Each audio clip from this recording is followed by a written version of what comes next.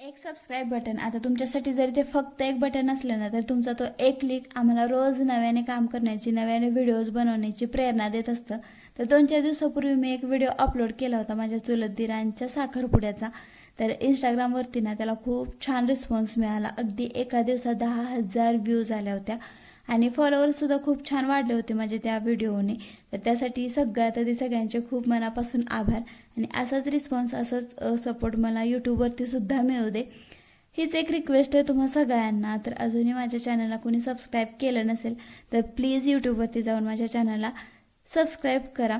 आणि तर चला, त्यानंतर मी माझं रुटीन शेअर करते. तर आज आहे गुरुवार आणि आज बऱ्याच दिवसातून संध्याकाळच्या टायमिंगला ना मग मस्त चहा आणि खारी खाल्ली.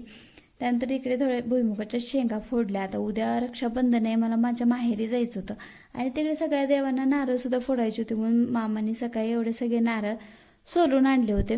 त्यानंतर आज गुरुवार आहे, थोडी स्वामींची सेवा केली आणि संध्याकाळी इकडे समजसाठी अगदी प्लेन असे पोहे बनवले होते थोडेसेच. कारण आजकाल ना त्याला पोहे खूप जास्त आवडायला लागले. आधी तर तो पोहे अजिबात खात नव्हता.